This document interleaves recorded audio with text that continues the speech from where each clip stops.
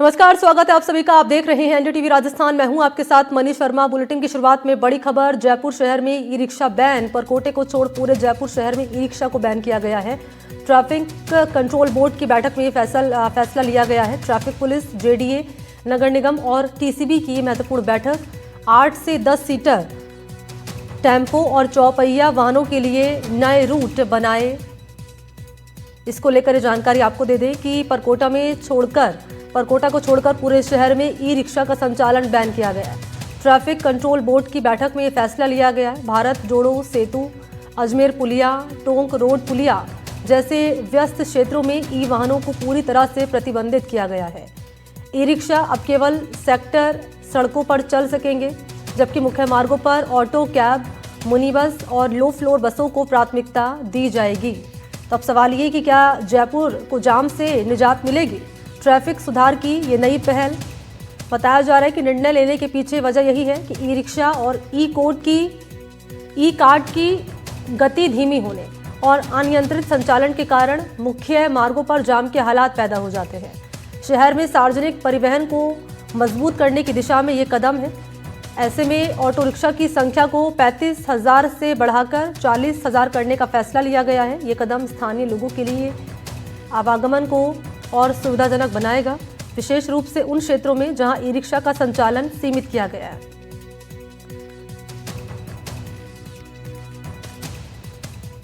तो परकोटे को छोड़कर पूरे शहर में ई रिक्शा का संचालन बैन किया गया है।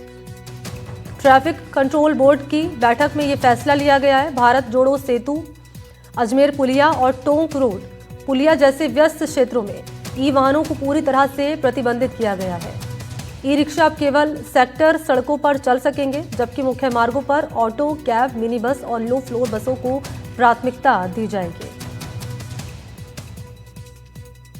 तो केवल अब सेक्टर सड़कों पर ही ई रिक्शा चलेंगे। बाकी जो मुख्य मार्ग है वहां ऑटो, कैब, मिनी बस और लो फ्लोर बसों को ही प्राथमिकता दी जाएगी। वजह यही है कि ई रिक्शा और ई कार्ट की गति धीमी होने और अनियंत्रित संचालन के कारण मुख्य मार्गों पर, क्योंकि ट्रैफिक से लोग जूझते थे और इसी से निपटने की दिशा में ये अहम कदम माना जा रहा है, जो कि लिया गया है ट्रैफिक कंट्रोल बोर्ड की बैठक में। सार्वजनिक परिवहन को मजबूत करने के लिए, पब्लिक ट्रांसपोर्ट को मजबूत करने के लिए ऑटो रिक्शा की संख्या को बढ़ाकर किया गया 40,000, जो पहले थी 35,000। स्थानीय लोगों के लिए आवागमन और सुविधाजनक होगा, विशेष रूप से उन क्षेत्रों में जहां ई रिक्शा का संचालन सीमित किया गया है।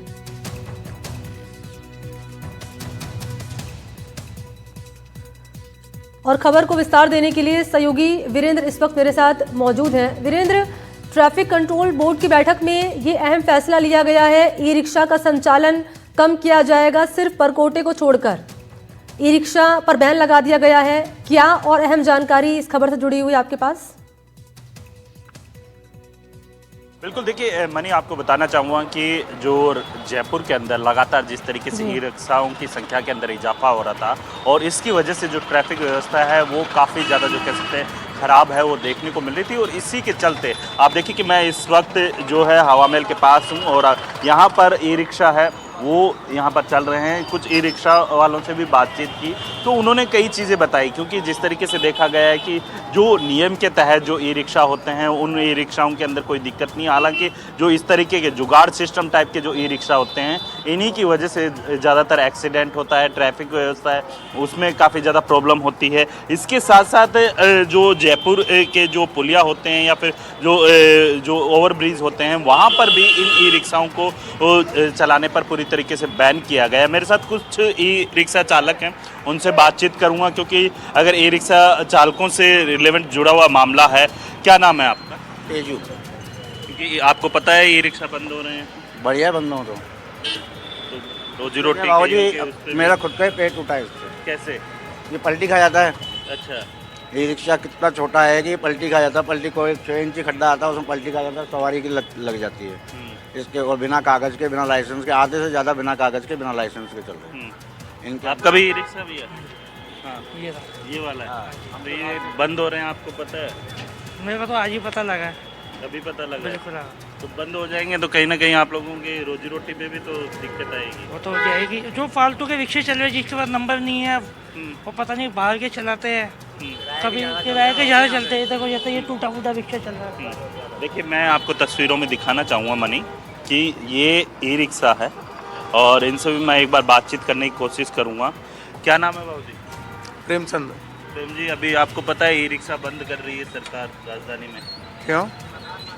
आपको पता है ये चीज़? नहीं, ट्रैफिक व्यवस्था को सुधारने के लिए बंद कर रही है ई रिक्शा। इससे तो बहुत नुकसान होगा भाई साहब। कैसे नुकसान होगा?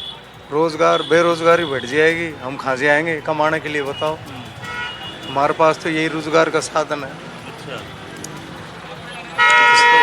है दिक्कत तो दिक्कत तो परिवार को कैसे पालेंगे और कोई साधन ही नहीं है कमाई का, अच्छा, इसलिए बंद नहीं होने चाहिए। लेकिन सरकार तो बंद कर रही है। बेरोजगारी बढ़ेगी इससे।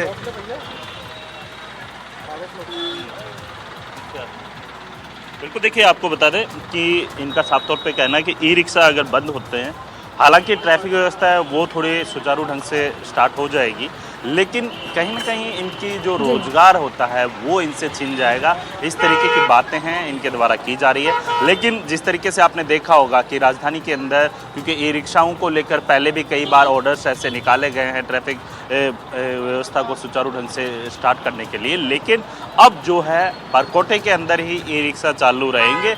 बाकी अगर आप जयपुर के अन्य क्षेत्रों के अंदर जाएंगे तो वहाँ पर पूरी तरीके से ई रिक्शाओं को बैन कर दिया गया है। और जिस तरीके से मीटिंग के अंदर भी ऐलान किया गया है कि जिन ई रिक्शाओं को जो कह सकते हैं कि कोई भी अगर आरटीओ के अंदर रजिस्टर्ड नहीं होगा उनके खिलाफ भी जो है धरपकड़ है उनकी जो है जो ट्रैफिक पुलिस होती है उसके द्वारा की जाएगी। जी मनी।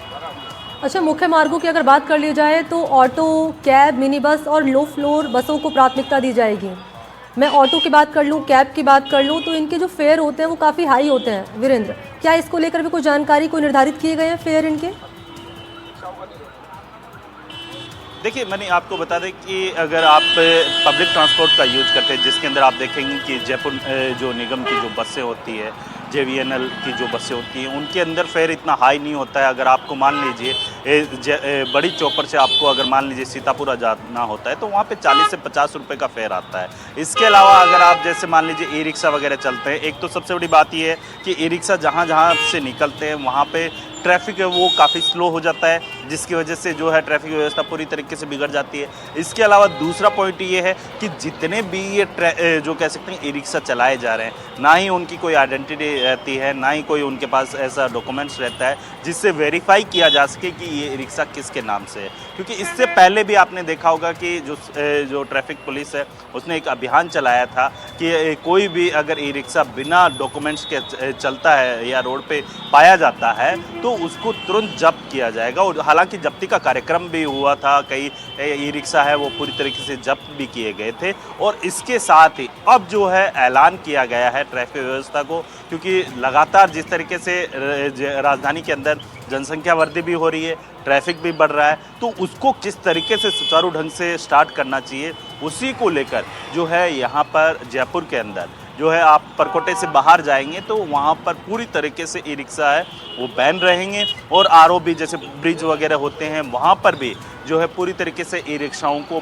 बैन किया गया है, जिससे क्या है ट्रैफिक है वो सुचारू ढंग से चलता रहे। और रही बात परकोटे की, तो परकोटे के अंदर उन्हीं ई रिक्शाओं को जो है यहाँ पर जो कह सकते हैं कि उन्हीं LPG जो रिक्शा होते हैं उनको वैलिड माना जाएगा जिनके पास प्रॉपर तरीके से डॉक्यूमेंट्स होंगे। अगर किसी के पास डॉक्यूमेंट्स नहीं होते हैं या फिर जो ई रिक्शा मालिक है वो स्वयं चला रहा है तो उसको कोई दिक्कत नहीं होगी। अगर आप किसी को किराए पे देकर चलाते हैं, कुल मिलाकर ये ट्रैफिक कंट्रोल करने की दिशा में ये अहम कदम लिया गया है। बहुत शुक्रिया आपका वीरेंद्र तमाम डिटेल्स के लिए।